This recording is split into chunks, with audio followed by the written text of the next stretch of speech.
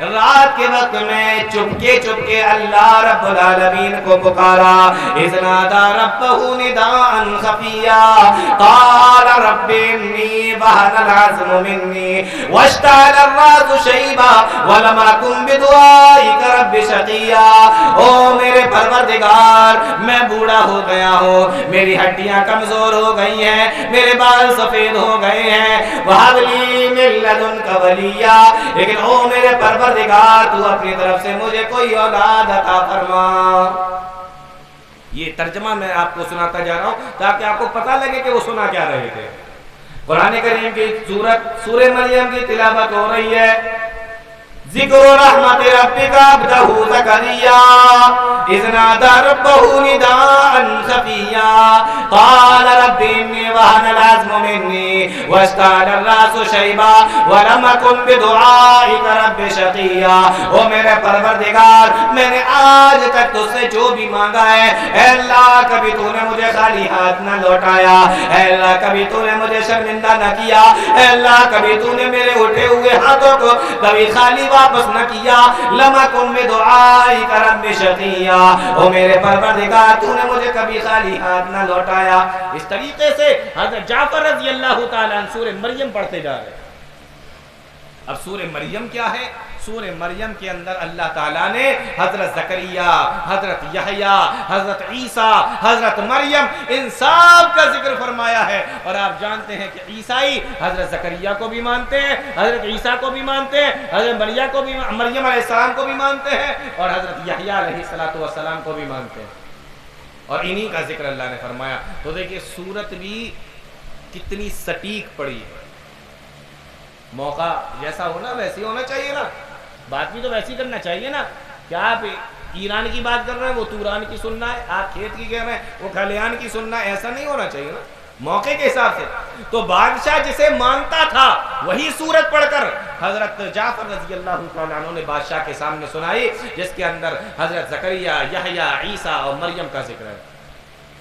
اب یہاں ایک بہت گہری بات جو میں آپ کو بتانے والا ہوں وہ غور سے سنیں. قرآن کریم یہ کہتا ہے کہ حضرت عیسیٰ علیہ السلام اللہ کے, بولو, اللہ کے بندے ہیں, اللہ کے بیٹے, بولو نہیں ہیں, اللہ کے بندے ہیں. سورہ مریم کے اندر اللہ نے یہی فرمایا, قال انی عبد اللہ, میں اللہ کا بندہ ہوں, میں اللہ کا بیٹا نہیں ہوں. بہت غور سے سننا, بہت گہری بات بتانے والا ہوں. قال انی عبد اللہ, یہ سورہ مریم ہے. سورہ مریم جب سنائی ہوگی تو یہ بھی آیا ہوگا, قال انی عبد اللہ. عیسیٰ علیہ السلام اللہ کے بندے ہیں, اللہ کے بیٹے نہیں ہیں. اور آج کل عیسائیوں کا عقیدہ کیا ہے؟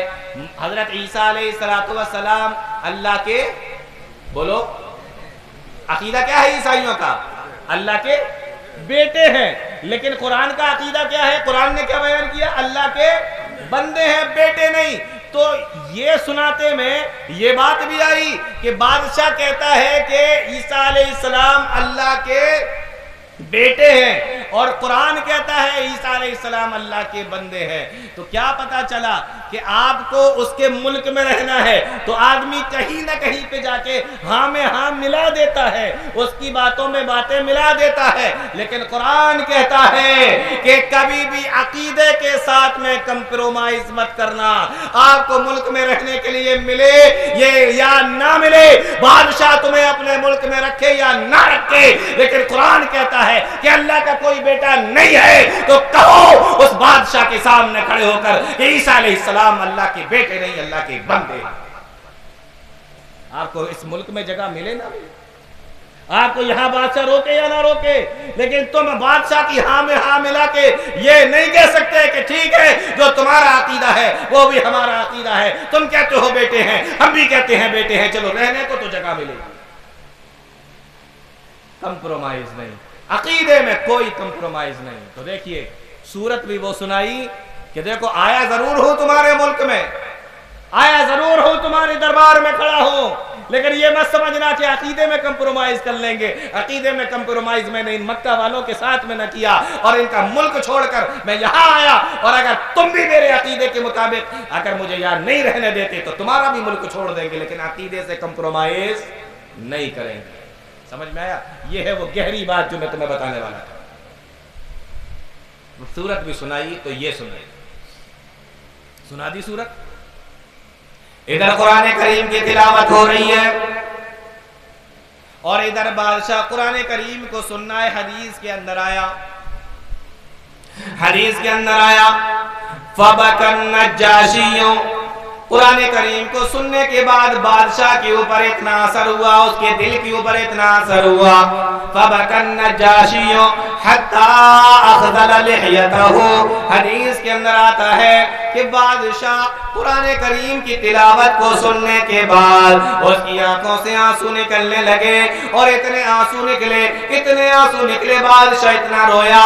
حتی اخذل لحیتہ, یہاں تک کہ بادشاہ کی داڑھی بھیگ گئی. اور حدیث کے اندر اور تاریخوں کے اندر یہاں تک آتا ہے کہ بادشاہ کی دربار میں جو بڑے بڑے عالم, عیسائی بڑے بڑے عالم اور پادری کتابوں کو کھول کر, انجیل کو کھول کر, توریت کو کھول کر, زبور کو کھول کر کھڑے ہوئے تھے, وہ بھی اتنا روئے کہ ان کی آنکھوں سے نکلنے والے آنسو جب کتاب کے اوپر گرے تو کتاب کے کاغذ اور پنے بھی بھیگ گئے. ہمارا کام ہے حق بات سنانا, اس کو دل تک پہنچانے کا کام کس کا ہے؟ اللہ کا کام. اللہ پہنچائے گا اپنی بات, اللہ پہنچائے گا ان کے دلوں تک. آپ کیوں گھبراتے ہیں؟ آپ کیوں پریشان ہوتے ہیں؟ جو حق بات ہے کہہ ڈالیے, جو بات ہے پہنچا دیجئے. بادشاہ تک صحیح بات پہنچائی, اس کے عقیدے کے خلاف تھی پھر بھی پہنچائی, تو بادشاہ کے دل کے اوپر یہ اثر ہوا. حدیث کے اندر آتا ہے اتنا رویا کہ داڑھی بھیگ گئی. اور حدیث کے اندر آیا زمین کی طرف آیا اور زمین پہ جھکا, اور لکھا ہے تاریخوں کے اندر کہ ایک تنکا اٹھایا زمین سے, کوئی ایک تنکا اٹھایا, اور اٹھانے کے بعد میں کہتا ہے کہ تم نے جو بیان کیا ہے, تمہارے بیان کرنے کے بعد اور عیسیٰ علیہ السلام میں اور تمہارے بیان کرنے میں اس تنکے کے برابر بھی کوئی فرق نہیں ہے. یعنی اللہ نے اس کے دل کو کھول دیا اور وہ بھی یہ بات مان گیا کہ عیسیٰ علیہ السلام اللہ کے بندے ہیں, اللہ کے بیٹے نہیں ہے. اس تنکے کے برابر بھی فرق نہیں ہے جو تم کہہ رہے ہو اور عیسیٰ علیہ السلام. اب اس کے بعد کی جو کہانی بنی ہوگی وہ آپ سمجھ سکتے ہیں. بادشاہ کہتا ہے وہ گفٹ لے کر آؤ. وہ سارے گفٹ لے کر آئے. کہا یہ سارے گفٹ ان کو واپس کر دو, یہ سارے گفٹ ان کو واپس کر دو. وہ دونوں بڑے ذہین, بڑے عقل مند. کہا ان کو یہ گفٹ واپس کر دو اور ان سے کہو کہ ہمارا ملک چھوڑ دیں.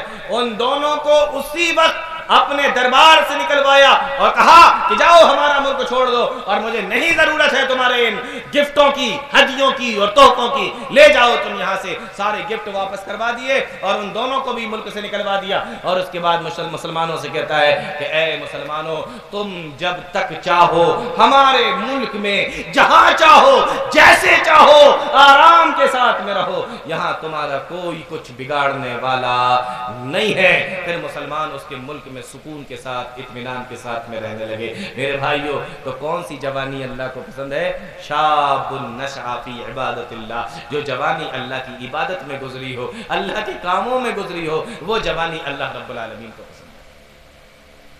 تو یہ نوجوان تھے. ایسے نوجوانوں کا بھی ذکر ہے قرآن کریم کے اندر, حدیثوں کے اندر, تاریخوں کے اندر. ایک ہم نوجوان ہیں, کیا معاملہ ہے ہمارا؟ ہم کہاں کھڑے ہیں؟ آپ اللہ کے سامنے جب کھڑے ہوں گے اور اللہ رب العالمین ہم سے جب یہ سوال پوچھے گا تو ہمارے پاس میں کیا جواب ہوگا کہ عن شبابہ فیما ابلاہ. بتاؤ اپنی جوانی کہاں گزار کے آئے, کہاں گزاری ہے؟ آپ کیا جواب دیں؟